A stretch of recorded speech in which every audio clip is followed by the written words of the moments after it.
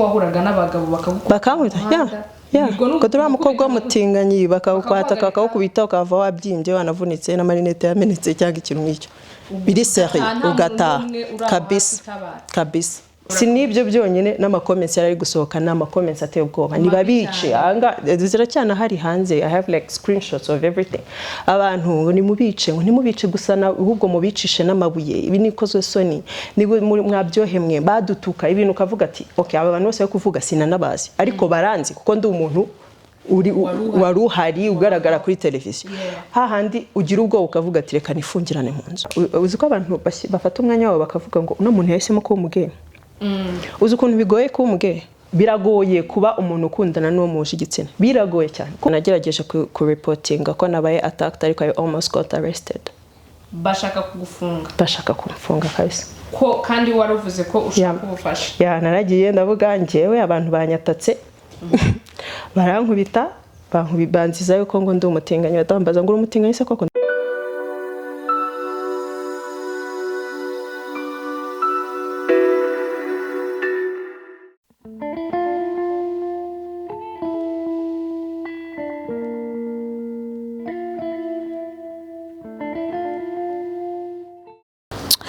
Juices up mwese mukurikiye Legacy TV be all in ubi nothing at all. Nizere ko wakanze handi kuri like, nizere ko subscribe inze wa comment inze n'ibindi byinshi byose kugira ngo twereke kuri kumwe natwe 10 ku 10 muri kumwe nanje Albina Sini Queen of the Mic, the good girl and the city queen muri business aka Mama Vibes. Murabibona kuno munsi ari kuri gahunda za Supreme. Big up to Miguel behind the camera, DOP wa fresh. Ahantu duherereye ni Gisozi KGL, tukaba ariho tujye kureba umukobwa benshi mumuzi mu mateka ino mu Rwanda, mumuzi bamuvugaho byinshi bigiye bitandukanye, ariko ibyo byose ntago ari byo byatuzanye uyu munsi. Mumuzi ku mazina ya Becky Mucyo, akaba ari umwe wari presenter kuri Contact, yagiye akora kuri TV10 and of course yagiye anakora kuri Yego TV. Nimba umuzi tangira kandi kuri like, akaba ari umukobwa wagiye uvugwa amakuru menshi cyane, benshi bavuga ati ni umukobwa ubana n'abakobwa bagenzi be, ni umukobwa ushobora kuba bimwe bavuga batukana ngo n'umutinganyi, ibintu byinshi cyane bibi, ariko ubu ngubu she's still there, she's okay, she's good looking, ameze neza kuko ni na DOP ni kuvuga ngo a directing ama movies agiye akomakomeye hano mu Rwanda, amwe yagiye anabona n'ama awards agiye akomakomeye yose kandi akoresheje ubwonko bwe. Mushaka kwibaza muti ese ibyo birashoboka? Nanjye reka ndebe ko bishoboka, reka tumuhamagare twumve ko yaba ari hano hafi. Siko bimeze? Nizere ka twitaba.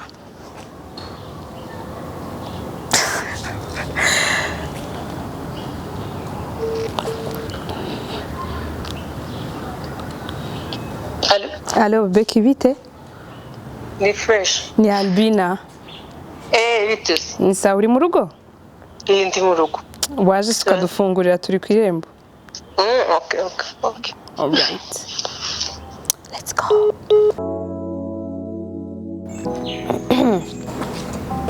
Are you ready? Cause I'm ready. Let's go, Legacy TV viewers. Mwebwe banyu bagira sonnet. Nimba bayigira ubikomenting mbimenye. And of course, it's always said love is love. Love always wins. And that's why she's doing okay. Ameze neza kuko cyambere n'urukundo. Turabimenya byinshi ku buzima bwe, ameze gute, arasa gute, benshi mwe mwaramubuze mu mashusho muramubonye none mu kanya. Kangabanya amagambo. Hola. Corona utazakora ikosa. How are you? I'm great. How are you? You are looking good. Thank you. Comfy. Thank you so much. Akagakoti se Becky. Dese akagakoti ni fresh cyane. Ni ka motions, ibintu byose ngo ni motion.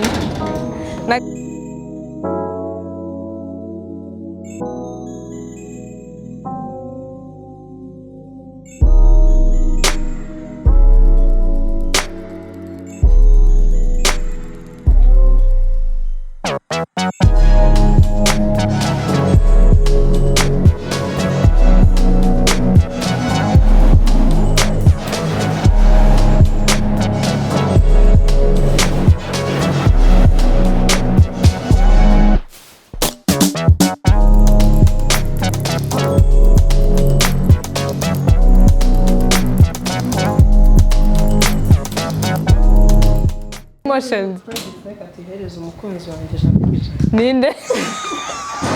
umukunzi waje umukunzi shushubi ni karibu chano yawe ubu niwe chano yawe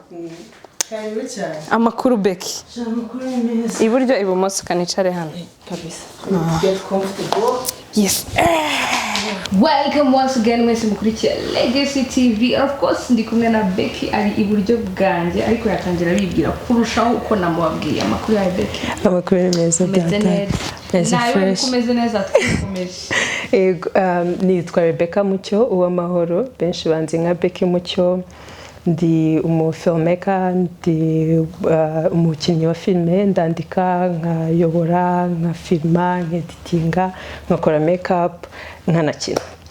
ibyo bintu byose uvuze Becky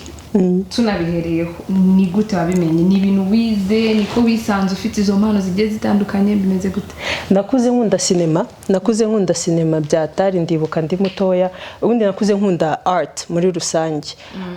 ariko ndi muto urumva nta kindi kintu wari kuba introduced to atari TV televiziyo kandi twa dufite channel imwe ariyo televiziyo y'u Rwanda rwose RTV ariko nari ndi obsessed ndibuka ndi muto igihe cyose ntaha nkagenda kureba ibintu byose nari nzi ukuntu rwose timetable yabimeze ibitangira ibirangira ibijyamo hagati y'amakatunza za ibintu byose mashows yose nkicara imbere akazamo bakundaga kwerekana amafilme yo muri West Africa ya Suke Siriki na Bobo Diouf nkakomeza nyareba ariko n'ukuntu twakuze mu muryango sinzi twagiye dukura mu buryo butandukanye generation yacu ngiye nakoze mu nzu harimo abantu benshi cyane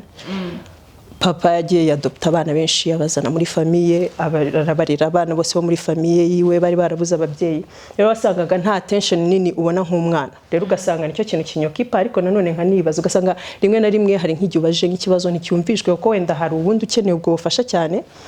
cyangwa ukeneye kumva cyane uri kubaza nk'ikibazo cy'umwana ngiye nkahita ntekereza kuntu bakunda filime nabo bajya bicara bakaya filime nkavuga ati ubu ni uburyo bwiza bwo kuvuga inkuru ubu ni uburyo bwiza bwo kuba wavuga ikintu ku mutima cyangwa se ukabaza ikibazo ushobora gushyira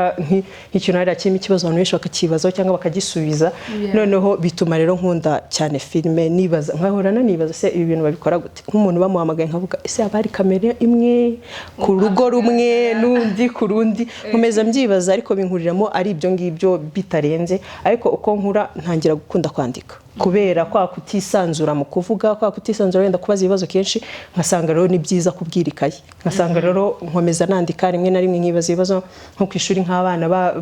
bambwiye nk'inkuru zabo nkibaza se ibi bintu byavamo filime reka ngerageza kwandika ko nkiyandikira uko mbonye ndari mfite igitabo kinini nyine niga nandikagamo inkuru yabizangiye yabizo n'imagina yabizo nekeza ko zishobora kubaho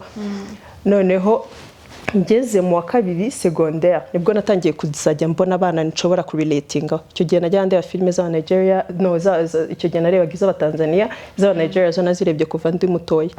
iz'Abatanzania iz'Abanyamerika nkabona nk'abana nkabona nanjye ndashaka kuba nkabo nk'abakoze nshobora kwactinga nyamara izi story nanditse mbaye nk'uyu nguyu nshobora kwactinga rero umunsi umwe nari nyifite cya gitabo mfite n'ibindi nkomeza nandika igihe cyose ndi njyenyine numva cyangwa ndi nko muri mood ntashaka nkumva nakicara nkandika noneho ndibuka mfite imyaka nka nyine ndi mu wa kabiri secondaire nka 14 15 gutyo twari turi kureba filime yitwa High School Musical n'aba cousins banjye noneho nibwo numvishe motivation nyinshi ndavuga ko wazarangiza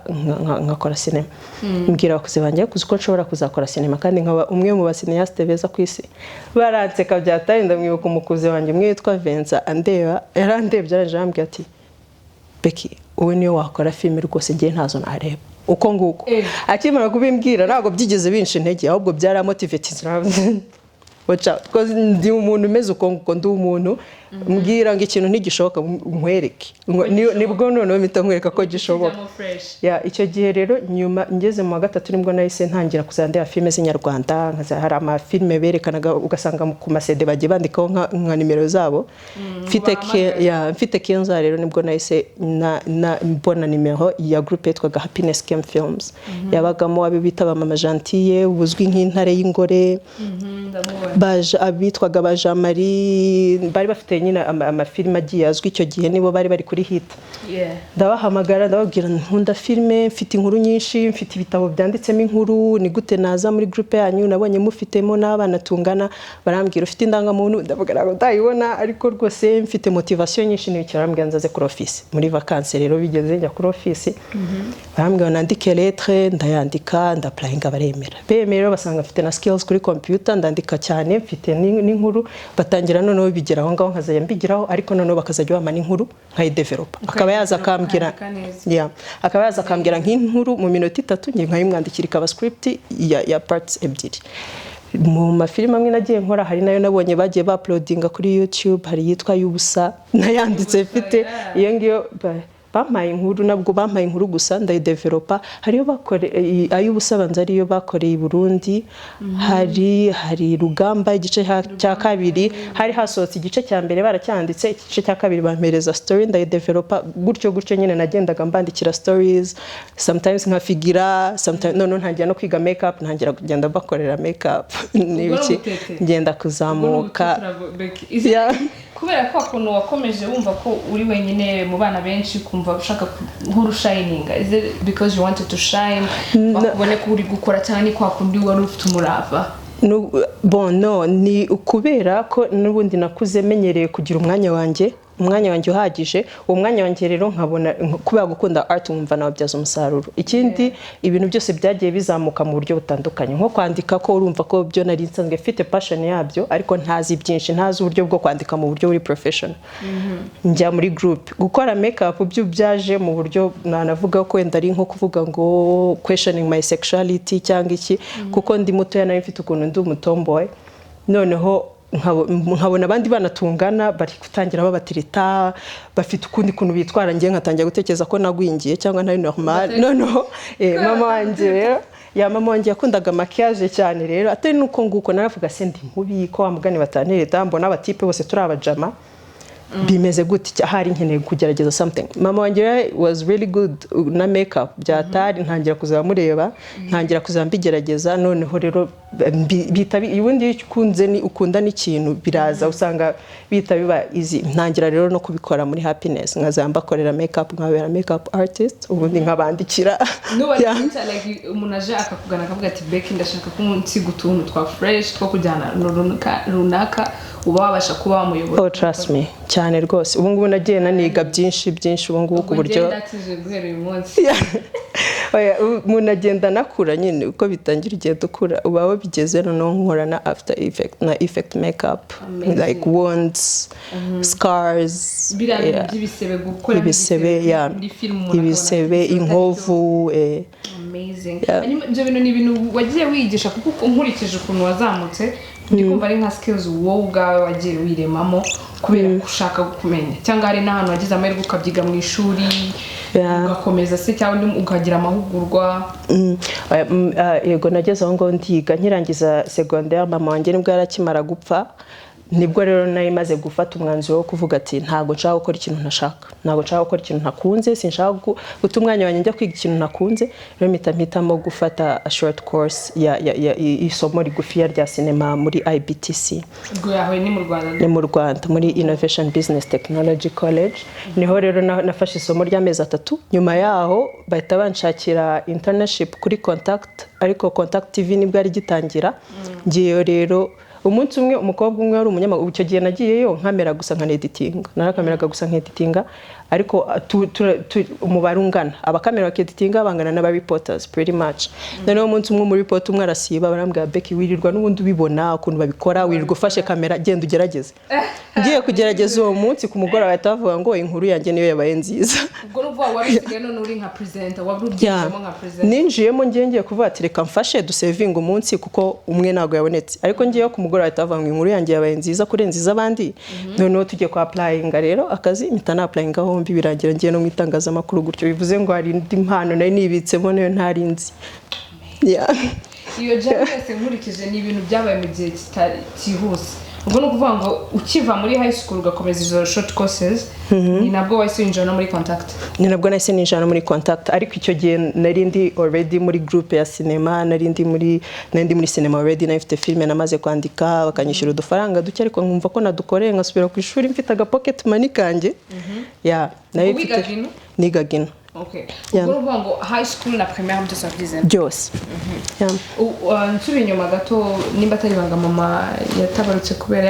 yararwaye asthma, yari afite ikibazo cya asthma kuva ari mutoya aza kugira crise rero birangira yitabye Imana. Sorry. Ubwo uvuga ngo wagumanye na papa na ya famille still. Nagumanye na papa. Hanyuma rero Becky, tout d'abord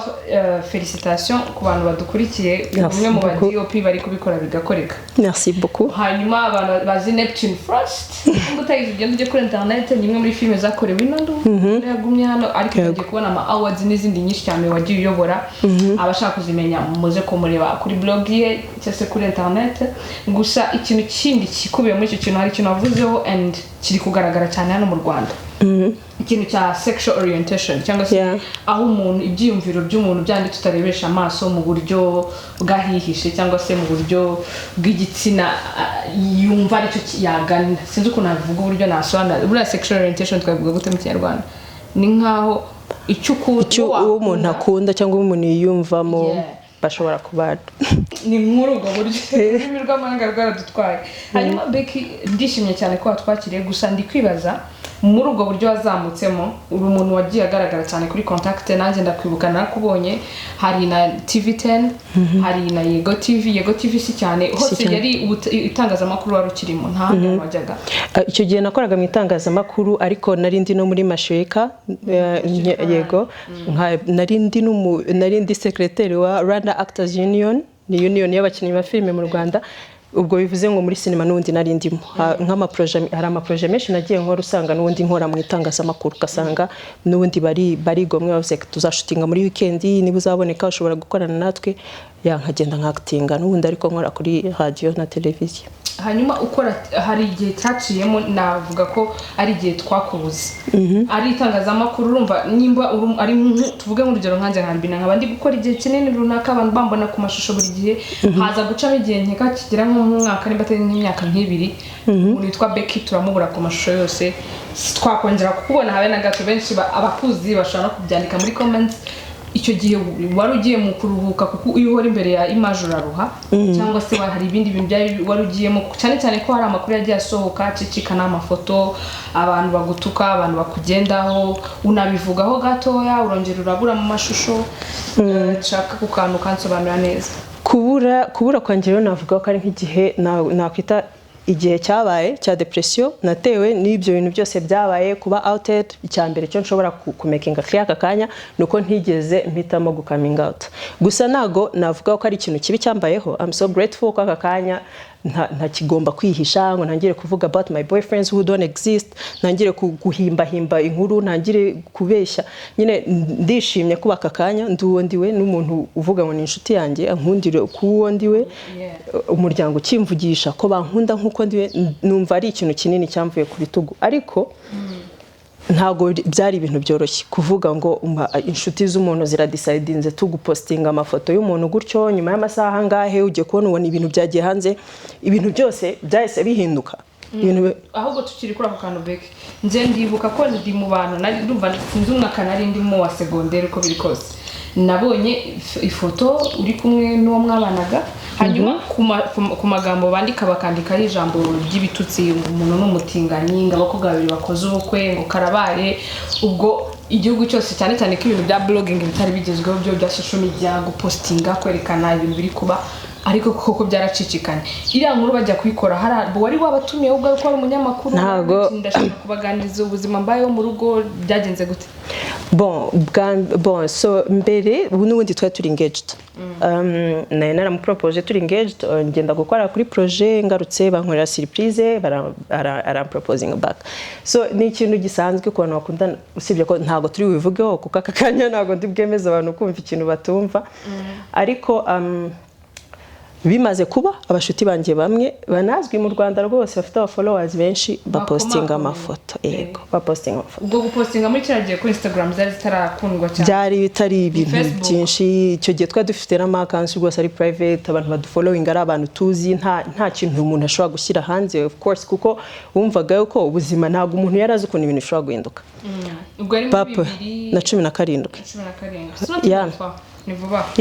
bapostinga amafoto nyabona cyo nk'amasaha nk'atatu ariko already muri ayo masaha atatu hari amanimero menshi cyane ari kumpamagara ariko ntari kuyitaho ko twari turi gupatinga ibintu byinshi nyine bidasobanutse nyuma ngiye kubona mbona amafoto dava mu mbore mu yakoreho but it was too late byari yamaze kugera ahantu hose rero batangira kwandika amarticle bananyita umuhoza kuba batari bazi uwamahoro kwa kuri TV nakoreshaga Rebecca Mucyo cyangwa se Becky Mucyo bakandika umuhoza bandika amarticle menshi bwagiye gucyari amarticle menshi cyane na nimero ziri kumamagara nyinshi urumva ni ikintu cyanyituyeho ako kanya ntari niteguye n'ibiki cyo naga ari ikintu kiba kikoroheye ngo uhita uvuga ati bon ubuzima reka dukomeze si nibyo byonyine n'amakoments yari gusohoka n'amakoments ateye ubwoba niba bice anga ziracyana hari hanze I have like screenshots of everything abantu ni mubice gusa ahubwo mubicishe n'amabuye ibi nikozwe soni niwe mwabyohemwe badutuka ibintu kavuga ati okay aba bantu bose yo kuvuga sinanabazi ariko baranzi kuko ndi umuntu waruhari ugaragara kuri televiziyo hahandi ugira ubwo ukavuga ati reka nifungirane mu nzu n'abaturanyi urasohoka ubona bose babatinganye twamaze nk'ibyumweru bingahe tumaze mu nzu twifungiranye abanyamakuru ihigo kimisagara ubwo abanyamakuru bakabyukira ku muryango buri munsi ku muryango andi mufunga mukavuga ati nta muntu winjira wapi ntaho genda haciyeho rero umunsi byabaye umunsi ukurikiyeho nari mfite stress nyinshi niriwe ndi kunywa inzoga nasinze bigeze ku mugoroba numva ndarambiwe ndavarikanita umunyamakuru umwe mwiyame abwire n'abagenzi be noneho kubera stress n'ibiki nibagirwa ko nanjye kuri radio najyaga mpamagara abantu nkaba recordinga nkayikoresha nka interview barandikodinga rero n'umujinya wanjye wose ndabatiye abantu batabyumva ninjiji bakeneye gusoma interview ese ibyica byose bahita bati ni abanyarwanda bose injiji kandi ubujiji ni ijambo ry'ikinyarwanda sibyo ni ijambo ry'ikinyarwanda niba udasobanukiwe bivuze kuri injiji ukeneye kwihugura sibyo ariko byakoreshejwe nabi against me ku buryo ibintu byose mu nzu baratwirukana gushaka indi nzu ibikibazo nta ushaka umutinganyi mu nzu ibintu ibibazo ibyo ni ibintu bitakuva muri icyo gihe nibwo nafashe space bwo nabanje kugerageza tafareka aba bantu ntabwo ngomba kubereka ko bandifitinga message zose zazaga turakwica famille against me abantu bose dusebeje ibintu Rwanda Actors Union duhereza ibyacu ibintu byinshi nyine scandal bose n'inshuti nawe niti inshuti nkajya kubana ngo narabyutse agiye gukora interview kuri televiziyo ngo nago yarabizi kandi yaragaragaye mu ifoto yarabizi azi nyine ibintu biri crazy handi uvuga toke ninde se ahubwo nizeraga sibyo bivuyeho tugiye Uganda umuntu agerageza gukomeza aho ngaho kubaho kuvuga ati basi reka ngerageze niyiteho ndebe umuterapiste ndumva nenda gupfa abantu umuntu uvuga ngo bakwice kubera uriwe ari umunyarwanda mwavuye mu gihugu kubera ubwoba nta hantu nta organisation nimwe ama organisation ya LGBTQ yonyine yarafite ubwoba kurenza so turagenda i Bugande umuntu agumayo batangira gukomeza bandika inkuru nyinshi ibintu nyine ntibyakunda no hagati ya relationship yacu kubera n'amatrauma n'ibiki biragoye kuba muri relationship unubundi kuba muri relationship ni ikintu kitoroshye ni commitment no muyigemo mwese muri trauma abantu bari kuba tukwaye kubica so it didn't work ndagaruka when I came back abantu I got attacked inshuro nyinshi kabisa like more than abantu bakanyataka mu muhanda so I had to change my look barankubise like attack me on the streets n'abantu ntazi like so I had to change my look ariko ibyo byose byagiye bintera umujinya nakwita ko ari mwiza wo kuvuga ati nshobora gukoresha art nshobora gukoresha impano yanjye n'ikintu nkunda mu kugira icyo mpindura nibwo rero natangiye kuvuga ati reka mfokasinge kuri projet ni projet home ni short film banza narekubwiyeho ndi gukora ishobora gusohoka vuba nabaye inspired kuyandika ndi Bugande nyine icyo gihe kuba nyine nkuko nabikubwiye gukunda kwandika igihe cyose narandikaga ntabuciye mu ijambo i Bugande wahamaze nk'umwaka almost umwaka ni ukuvuga ngo muri icyo gihe wahagiye still amagambo mu Rwanda yarakiri kuvugwa even when I came back yarakiri kuvugwa uri ni Bugande ntago wagize ikibazo like ko wari utuje Bugande bakwakiriye ntago batwakiriye neza twari twakiriwe n'umu activiste witwa Kasha Jacqueline Nabagesera umwe mu activiste bakomeye cyane Bugande bamaze gukora akazi keza cyane mu gufasha LGBTIQ no kuvuga no kwigisha abantu about LGBTIQ niwe watwakiriye dufata neza duhereza safe place kabisa we were safe ikintu cyari kigoranye nuko aho mwari muvuye iwanyu ariho harafite also nyine na depression gukomeza ibintu byose bakomeza ibintu byose uba wumva ibintu bya social media yica abantu social media ishobora kwica umuntu social media ishobora kwica umuntu barakuvuga ukavuga ati uyu muntu ni njyewe se kandi uwo muntu bakugize we ugasanga beze nko kwandika inkuru ngo ndatwite banditse inkuru ngo ndatwite ndi Bugande utwitiye ndewe ntago mbizi ngo babakobwa baratwite nyine bakomezaga basha ngo ndatwite ngo turi hafi kubyara ibiki ibintu nyine bakomezaga bahimba inkuru kavuga ati uyu aracyari njyewe se none ibyo bintu famille yabyumva ubwo ngubwo ako gihe uracyari muri depression famille ibintu itarizi kujya kwisobanura nta nubwo ari n'ikintu cyo kuvuga ngo ni kuri telefone mugomba kwicara mukabivuganaho icyo gihe nta gihe ufite cyo kuvugana na famille bari kubona inkuru zose biboneye bakazifata uko nguko mbese byari ibintu bigoye ku muntu wari we wese kuba yabyakira kuri message rwose zihoraho niza bagutera ubwoba nugaruka mu Rwanda tuzakwica ibintu ukavuga ati hari ikintu ushaka kumenya bakubwira gutyo kuko biri kose mu Rwanda birazwi ko icyaha cyo kwica ni icyaha kitabarirwa ni icyaha cyo gufungirwa iyo wagendaga ku buyobozi ukababwira uti nyamara bari kunyandikira ati bazanyica bananteze mu muhanda n'ibindi nk'ibyo nta icyo gihe nari ndi Bugande nibwo bandikaga ibintu byinshi bibi ariko igihe nagarutse mu Rwanda nagerageje ku reportinga ko nabaye attacked ariko I almost got arrested bashaka kugufunga kabisa ko kandi waruvuze ko ushaka ubufasha naragiye ndavuga njyewe abantu banyatatse barankubita banziza yuko ngo ndi umutinganyi batambaza ngo umutinganyi se koko ndavuga yego nkunda abakobwa ariko se bitwaye cyo tavuga ngo vanga cyangwa tugufunge nta sono ufite uravuga ngo ukunda abakobwa bagenzi bawe umukobwa w'umunyarwanda so I had to leave urongera uvino mu Rwanda naragiye ngenda mu rugo mara igihe kinini nyine nguma mu rugo ntapfa gusohoka kuko of course n'ubwoba bakubitsemo kandi buhagije kandi koko iyo umaze kuba attacked rimwe abantu bakagusiga ahantu nta kintu na kimwe bifashije ubibona yuko cyane rwose bishoboka ko umuntu ashobora no kukwica hari ikintu ushaka kumva gato Becky cyane ko benshi bari kubyibazaho muri iki gihe turi mu gihe hasohotse ijambo sinzi aho ryavuzwe n'ihe community raza kubinsobanura neza rivuga riti twemerewe ko aba LGBTIQ bajya mu muhanda bagakora pride ariko bitondeye ibihe turimo byo kwirinda n'ibindi nk'ibyo hanyuma hari ikintu ushaka kumenya dusubira inyuma kuba attacked uvuga ni nkuko wahuraga n'abagabo bakamuta ko turamukobwa mutinganyi bakakwata kakakubita ukava wabyimbye wanavunitse na marinette yamenetse cyangwa ikintu nk'icyo biri sérieux ugataha kabisa rimwe byo rwose byanabaye hari umushuti wanjye uhagaze ariko nawe nabwo ari kumfasha ubwo baragukubise rwose icyo yakoze ni ukuntabara akankuramo yirukanka tujya gufata moto turiruka turataha ibyo ni ibintu bibaha ngaha ntago ntekereza ko ari njye nyine bimaze kubaho kuko hari na article nabonye ya kera bigeze kubivugaho hari abana baba gays bamwe bagiye babana rape tugasanga arasohotse bisanzwe abahungu baramufashe ku ngufu baravuga ati kuki wigize umutinganyi yajya kurega bikarangira na polisi imufunzaho kugira ngo imushakire ubuvugizi ibyo ni ibintu bibaho ntago ari njye nyine bibayeho nta nubwo ntekereza inakifuza ko ari njye wanyuma bibaho pe nayo mpamvu ndi kuvuga nti reka nkuru ubuvugizi muri art yanjye ariko ni ibintu bibaho kandi bitavugwa itangazamakuru rigita kuvuga aba ngabo babaye abatinganye ntirinabona ikintu rikoze cyo kubashyira hanze ko ubuzima bwabo babushyize mu bibazo ariko nyamara ntibavuga ati reka tuvuge dusobanure kuri LGBTIQ yasaba abantu bameze gute cyangwa se tubavuganire uyu yakubiswe yazize iki kuki yakubiswe kuki nguyu ari kwirukanwa muri quartier kubera uko ameze kubera iki umubyeyi yirukana umwana we ngo kubera ko ari umuge ni gute umubyeyi yemeza akavuga ngo arabyaye niba atazi neza yuko azemera umwana uko ameze umubyeyi akifata akirukana umwana afite nk'imyaka 10 umwana ari mutoya imyaka 12 13 amwirukanye mu rugo nta education azabona ntaki ngo kubera ko ari umuge urumva ibyo ni ibintu bihari bigaragara gusa ntago ari ikintu cyagakombye gukorwa muri iki gihe twenda gusatira nyuma yuko ukubiswe nyuma yuko noneho wigumiye mu rugo ukavuga uti ndacirinze reka nanabireke sino njya no gusohoka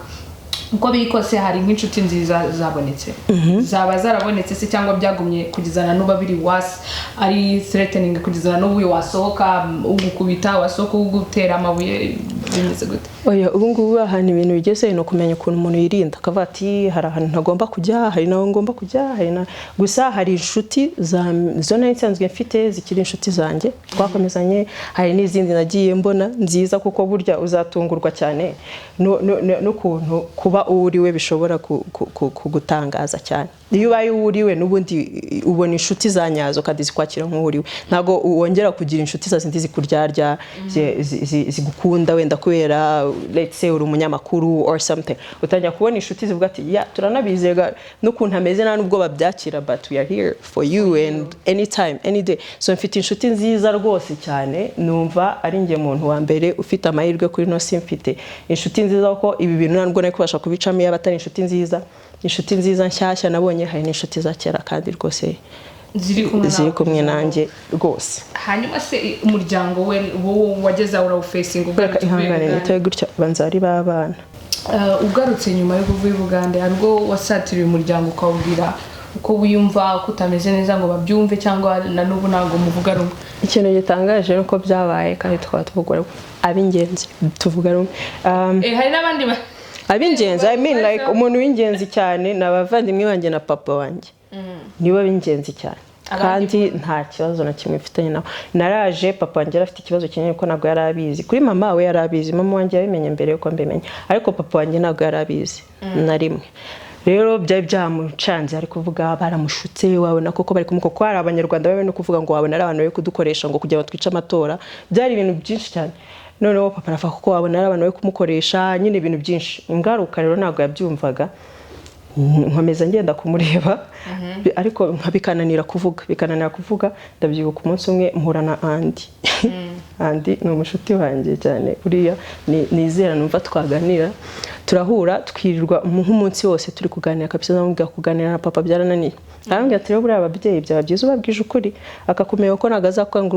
ari umubyeyi wawe kandi bameze nk'abana aho kugira ngo umuhishe akomeze yirememo ibintu mu mutwe we, wafuma umubwiza ukuri kuko nawe ni umuntu. Ndataha rero papa ndabyibuka naragiye nsanga ari kunywa itabi ndaje namubwira mpa ku gatabi anje tambwira ngo mu itabi shabawe ararimo ubanye ndi nkata banga ibi n'ibyaryari biba bitangiye rya mpamvu sureba se uri umubyeyi wanjye ariko hari ibintu bimwe na bimwe nkora utazi, ariko none se wisunyanga se wiso wumva unkunze gake yako akumenya ko nkitaye angawe. Rero nuko nguko nukumeze, hari byinshi cyane utanziho yego arambyaye ndanabigukundira umubyeyi wanjye, ariko ntageze ku isi nanjye mpa umuntu wanjye ntabwo uhitamo kubaho kwawe. Ndabona kandi ntabwo bihindura ko rwose ndi umukobwa wawe usanzwe uzi ubwenge nari nsanzwe mfite ndacyafite impano zose nari mfite ndacyasanzwe zifite ndacyari wa wundi ukuyeho ko umenya ikintu ubu akakanya uzi ikintu utari usanzwe uzi n'ukunguku nahoze rwose. Ndamubwira nje atangira kwibaza ibibazo byinshi, ese uzabyara gute? Ndamubwira ariko ndamubwira atari kurabizi yuko kandi kuba umubyeyi atari ukubyara gusa, kandi si cyo cyonyine kandi hari n'uburyo bwinshi cyane bwo kubyara. Ushobora no kwadopta abana benshi cyane bari no kuri ino si rwose batahisemo kubaho, hari uburyo bwinshi bwo kubyara. Tugenda tubyumva naho rero abyumva n'ubu ngubu abagifite ibibazo byinshi afite byo kumbaza kuko we uko yarezwe n'ibyo yigishijwe ko ariko kuri bitandukanye n'ibyo ngiye ndi kumubwira ko ari ukuri. Rero of course aracyafite ibyo bibazo ariko rwose nongere mbisubiremo ndi mu bantu bafite amahirwe kuko mfitanye umubano mwiza cyane na papa wariyongereye kurenza uko rumeze mbere. Ubasigaye nyisanzura dusigaye tuganira akambwira uko yakuze amateka ye, asigaye turaganira dufitanye umubano bake mu bana b'Abanyarwanda bafitanye na papa babo. Exactly. Hanyuma wakomeje uvuga ijambo benshi barizi mu buryo bw'ijambo ry'amahanga LGBTIQ. Iyo bivuze undi mu busobanuro bwihuse uba wumva ari iki, like ubifata gute cyangwa ubizi gute? LGBTIQ ni umuryango nyine uhagarariye lesbians, gays, bisexuals, transsexuals, intersexuals na queers. Rero bitandukanira kuko abantu benshi n'ubu ngubu biri gucicikana amatweet narayabonye igihugu kirahiye ngaho satani raje ngaho politike nimbi buri wese ari kubivuga uko abishaka kuko igihe cyabisize hanze ko hazaba iyo pride parade. Sinzi nimba ari n'amakuru yiziho bira ni vuba bisohotse ni itegeko ryabyemeye bimeze gute? Bisohotse vuba nanjye nasomye article kuriya bavuga yuko leta yabyemeye dushobora kugira amahirwe yo gukora pride parade uyu mwaka gusa ntabwo turabimenya kubera nyine ingamba za covid iyo Pride parade ni parade nyine nka parade zose ariko yo kwishimira no kwakira ni nk'urugendo no gutambuka ariko mwishimye habamo ibintu byinshi muranywa mukabyina haba hari ama activite menshi ubundi mu kwezi kose kwa Pride mu bindi bihugu usanga hari ama activite menshi nko kugenda bigisha abantu about LGBTQ nko gufasha abandi bamambere ba LGBTQ nyanganire allo oui ya ubundi mu bindi bihugu usanga harimo ama activite menshi gusobanura about LGBTQ gusura abantu kubyina amakonse ama fundraising yo gufasha imiryango ya LGBTQ parade parties zitandukanye n'abatumira n'abastar nyine usanga ari igihe cyo kwishimira uko turiko ikaba ari impamvu rero igomba kubaho inakeneye kubaho no kubera ko usanga aho tuva twese n'igihe cyose Pride yabereyeho usanga nuko abantu akakanya uzi ko abantu bafata umwanya wabo bakavuga ngo uno muntu yahisemo kuba umugeni uzi ukuntu bigoye kuba umugeni biragoye kuba umuntu ukundana n'uwo muhuje igitsina biragoye cyane kuko ubaye muri society itakwakira ni kubera iki se wahitamo kubaho uko nguko wowe ari wowe kuki wahitamo kubaho utotezwa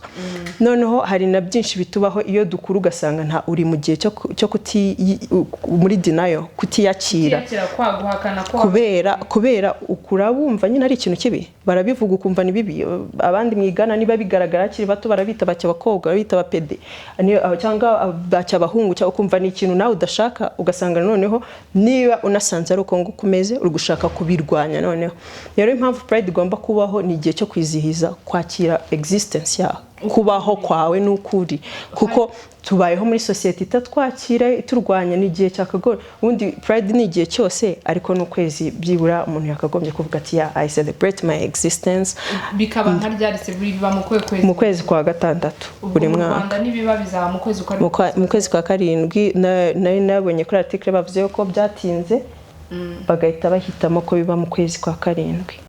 Becky tugana ku musozo hari ikintu ushaka kumenya komeje uvuga iryo jambo uranarisobanuramo gake ariko mu magambo arambuye L ivuga iki B G n'ibindi LGBTQ bihagarariye lesbians, gays, bisexuals, transsexuals, intersex na queers. Ubwo lesbians ubwo usobanuye mu buryo bwa Kinyarwanda ko batabizi ni lesbian ni umukobwa uba ukunda wiyumvamo undi mukobwa mugenzi we ukunda abakobwa bagenzi be. Gay ni umuhungu wiyumvamo abahungu bagenzi be. Bisexual ni umuntu wari we wese wiyumvamo abantu babiri batandukanye umuhungu cyangwa umukobwa. Transsexual ni umuntu uba waravutse muri trans harimo ibice bibiri hari umuntu uba waravutse mu mubiri atari uwe yumva binashobotse uko ashobora kuba yawuhinduza tumaze kubabona mu mahanga abantu bagenda babikora yaravutse mu mubiri w'umukobwa ariko akiyumva ko ari umuhungu agafata hormone agahinduka akaba umuhungu. Hari n'undi yumva nk'umuhungu akakumva umubiri warawukunze nta kibazo na kimwe gihari. Hanyuma hakaba intersex abazwi nka hermaphrodite bari mu muryango wa LGBTIQ cyane ko bagiye bagaragara nk'abantu batumvwa muri societe akenshi nko muri Afrika usanga bamwe kera barasangaga bavuga ati bararozwe ni ibintu byo mu muryango we biki ugasanga rimwe n'umwe umugore baniwe birukanye ariko hari ibyakuru ugasanga ikigaragara inyuma n'umukobwa kandi wenda yiyumvamo nyine nanone abakobwa ugasanga nababaye nk'umulesbienne ariko kandi afite sex ebyiri cyangwa ugasanga ikidomina ni ikinyabibiri yego cyangwa ugasanga ikidomina n'ubuhungu ariko kandi akunda abahungu cyangwa se ikidomina n'ubukobwa ariko akunda abakobwa n'umugabo kandi koko ushobora no gutera inda akabyara. Izo niyo mpamvu bari muri umbrella nyine bari muri community. Hanyuma akaza queer ihagarariye ni umbrella ivuga LGBTQ muri rusange ariko nanone hakabaho na queer as a sexuality nk'umuntu ushobora kuba yumva wenda atagomba kuba atahagarara ahantu hamwe adashobora kumva yuko wenda agaragara nk'umuhungu ariko ni umukobwa nyine ukunda abakobwa nagashaka ko mubigira a thing for her to be a she or a he or so niyo mpamvu n'ubundi iri nka umbrella yacu twese abantu so it means like queer ninga generalization y'umuntu utari straight ariko nanone akaba yaba umuntu utari gushaka kuba yaba muri category ya lesbians all like cyangwa se ngo abe identified as just a female or a male no matter how they look from the outside. Yeah, in general yeah. Hanyuma dusoza Becky ko biri kose hanze y'ibyo bintu byose hanze y'ubwo buzima aciyemo bubi ubura umuntu ushikamye umeze neza cyane okay niyo hagize no gukanga nawe uramukanga cyane rwose nta kintu wazumbwira twese turi abantu twaje kuri no si tutabihisemo abo turimo ntago twabihisemo ariko nyamara duhitamo ko dushaka kubaho nzi yuko ntari umuntu mubi nzahitamo kubaho neza mbane neza n'abandi ariko kukisumbangamira undushike ntituva amaraso twese atukura uzijomba kava ya gold sha aho ngaho zazumbwire ati nanjye nzavuga ati antuka vraiment respect rwose vuga icyo ushaka ariko twese tuva amaraso amwe turi abantu bazumbwira ikisa like tuzaharanira uburenganzira bwacu suna o leta bizemerwa kandi inama nagira umuntu wese uri kubireba kucyitamo kwanga umuntu utumva kandi nubundi muri future umwana wawe azamukunda we wahisemo kugira urukundo muri wowe urangira icyo umuntu just kuko ameze uko nguko hanyuma Becky ubayeho turi mu rukundo batera ivi hariya hirya bari mu rukundo bikomeye cyane bimeze neza igikwe ni ryari cyane igikwe nzabiteza nanone mu ntera amabuye nzabikora ngaha muze tunywe mwebwe abajama banjye abandi bazirwanya bazabona amafoto tuzabaha amafoto kuri social media nagiye mbona ama movements urimo cyane cyane kuri Neptune's First yasohotse iri ku bica bigacika kuri Cannes Festival bravo merci beaucoup ubwo ndikibaza nize movements zindi zirimo ubuzima nawe waciyemo wumva wakora isi hari ibintu uteganyiriza hari abana benshi bari gutotezwa bagihari hano mu Rwanda no hanze yaho nize movements ufite mu zindi mpano zawe bisanzwe mu buzima busanzwe atari no kuvuga ngo sexual orientation yawe oya gahunda mfite ni nyinshi ariko aka kanya nzitangaje nawe nkoze amakosa acyo kimwe naco kuvuga nuko aka kanya ndikora kuri cinema yanjye mfite stories nyinshi nanditse hari nizo ndi gukora nko nakubwiyeho mi hafi bonzine ni nkaho byose twabirangije turi kushaka ukuntu twashyira muri festival already hari yindi nayo nakoze mbere yitwa Forbidden Love imaze no kujya mu ka exhibition muri Spain hari n'izindi rero ndashaka kugerageza gukora atari no kuvuga ngo cinema yanjye gusa ariko ndashaka no kwerekana yuko kuba hari abantu bamwe bagiye bandika ngo uri gicibwa uratugoye ariko kubereka yuko ko being queer doesn't mean ko uri useless or something nshaka kwereka ko twese dushobora kujya kuri platform yari yose niyo mpamvu natangiye no kudirectinga n'indirimbo atari kuvuga ngo iki ariko nshaka no kwerekana yuko ni indirimbo nziza rwose dushobora no kuzidirectinga neza ariko atari n'icyo nuko nabwo na yari passion yanjye ko nzagenda nkora mu bintu byinshi bitandukanye nkora advocacy mu buryo butandukanye advocacy ikorwa mu buryo butandukanye mu kwerekana stories zitandukanye ariko nanone na existence yanjye nzi yuko ari advocacy y'ubwayo kuba narabayeho nkaba umuntu uri outed zineza ko hari abana benshi bari hanze anga barebye bakavuga ati ya she's fine she's still alive nanjye nshobora kubaho nanjye nago ndi umusazi kuko nakuze ntekereza ko ndi umusazi kuko nta role models nabonaga ntekereza ko rwose na existence yanjye y'ubwayo ari advocacy ari advocacy kandi nzakomeza gukora hari amafilme menshi ndi gukoraho n'ubu ngubu kandi nzakomeza mwebwe munyitege tu stories zacu turazivuga